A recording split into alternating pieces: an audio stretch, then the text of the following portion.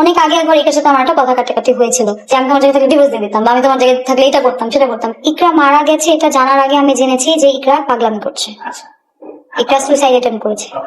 এটা আগে জানতে পেরেছি। সেটা জানতে পেরেছি আমি আলভির কাছ থেকে, যেহেতু আমরা একসাথে ওখানে শুটিং এ ছিলাম। এটা হচ্ছে পরের দিন, তারপরের দিন। ইকরা সুইসাইড করার মতো মেয়েই না, এইটা এত স্ট্রংলি বলাটাও যেরকম ভুল, আর এটা বলতে পারবো না ইকরা অনেক উইক। যারা আগে কখনো মুখ খুলে নাই, আগে কখনো কিচ্ছু বলে নাই, এখন তারা এক একজন অনেক কথা বলছে। তাদের কিছু মানে শত্রুতামি আছে, বা তারা হয়তো শত্রু মনে করে, যে কারণে তারা এরকম একটা সিচুয়েশনে, মানে এটা তো এমনি একটা খারাপ সময়, এই খারাপ সময়ে তারা রিভেঞ্জ নিতে গিয়ে আমাকে জড়ালে তো রিভেঞ্জটা আরো মুখরোচক হয় না, আরো তো বেশি মুখরোচক হবে আপনি যদি আমাকে এটার মধ্যে অ্যাড করেন। তো আমাকে তারা মানে ভিকটিম করে ফেলছে আর কি। তো তাদের অনেকটা হাত আছে, যে আমি বলবো তাদেরই অনেকটা হাত আছে ম্যাসিভ ভাবে আমাকে যে দোষী করার বিষয়টা এটা আসে। নাম বলতে পারেন স্পেসিফিক? নাম, কারো নাম নিব না, কিন্তু কারা বা কে এটা অনেকেই জানেন। যেখানে নামগুলো বলা প্রয়োজন সেখানে নাম বলবো। আমি ওদের মতো না, ওদের যেহেতু একটা সময় আমরা সবাই ক্লোজই ছিলাম, তো অনেকের অনেক কিছু চাইলেই পাবলিক করে দিতে পারি। আমার তো আর কিছু নাই, আমাকে তো একদম ডিস্ট্রয় করে দিছে সোশ্যালি, তো আমাকে হ্যারাস করে একদম ডিস্ট্রয় করে দিছে। তো আমার তো আর কিছু নাই, তো চাইলে এখন যে আমি ডিস্ট্রয় হয়েছি দাঁড়া তোকেও করি, চাইলে করার জন্য অনেক কিছুই করা যায়, কিন্তু আমি তা করবো না, আমি সেটা করবো না। কিন্তু যেখানে আমার বলার প্রয়োজন, যেখানে আমার বলার প্রয়োজন, যদি কখনো আমার কাছে ফিল হয় যে তোমরা যারা এত ভালো সাজো, অন্যের দিকে আঙ্গুল তোলার আগে নিজের নখের ভিতরের আঙ্গুলটা একটু ময়লা, নখের ভিতরের ময়লাটা একটু পরিষ্কার করে নিতে হবে না? এখনো হ্যারাস করছে আমাকে, হ্যারাসমেন্টের লেভেলটা আস্তে আস্তে বাড়ছে।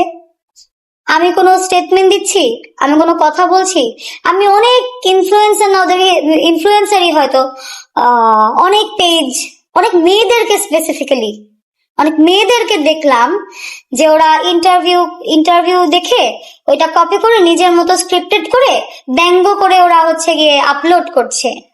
আপনি যদি কেউ দোষ করে থাকে আইন তার বিচার করবে, আপনি বিচার করার কেউ তো না, তাই না? আপনি তো বিচার করার কেউ না। এখন আপনি একটা ক্রাইমের বিচার চাইতে গিয়ে যদি আপনি নিজেও সাইবার ক্রাইম করেন, তাহলে তো আপনিও ক্রিমিনালই হইলেন। আমিও তো একটা মেয়ে, আমারও তো ফ্যামিলি আছে। আপনি তোমার ফ্যামিলিকে হ্যারাস করতে পারেন না।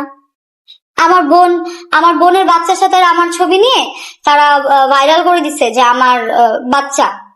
এই জিনিসগুলো তো আসলে লজিকের মধ্যে পড়েন।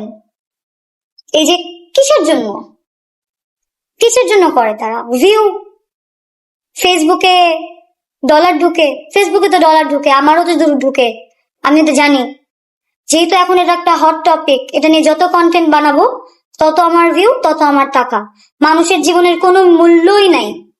যদি সত্যিকারই মানুষের জীবনের মূল্য থাকতো, তাহলে এরকম একটা সিরিয়াস সিচুয়েশনে একে ব্যঙ্গ তাকে ব্যঙ্গ না করে শুধু বিচার চাওয়ার মধ্যেই সীমাবদ্ধ থাকতো।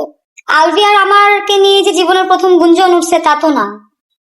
গুঞ্জন তো অনেক অনেক জুটিকে নিয়েই, একদম যদি আমরা আরো অনেক বছর মানে পিছনে যাই, অনেক বছর যদি পিছনে যাই, ধরেন আমার জন্মের আগেও যদি চলে যাই, এই জুটি রিলেটেড বিষয়গুলাতে যে প্রেমের গুঞ্জনটা উঠে আসে, এটা তো অস্বাভাবিক কিছু না। কিন্তু সেটাকে যদি আপনি এখন সন্দেহর বেইজে, কারো একতরফা কথার বেইজে, কারো ইনসিকিউরিটির বেইজে যদি আপনি এখন এবং শত্রুতামির জেরে, শত্রুতা করে, ইচ্ছা করে হ্যারাস করার উদ্দেশ্যে যদি এখন জোরপূর্বক আমাকে আপনারা দায়ী করতে চান, আমাকে গার্লফ্রেন্ড বানায় দিতে চান, স্যার আমি এখন কিভাবে ধরে রাখবো আপনাদেরকে?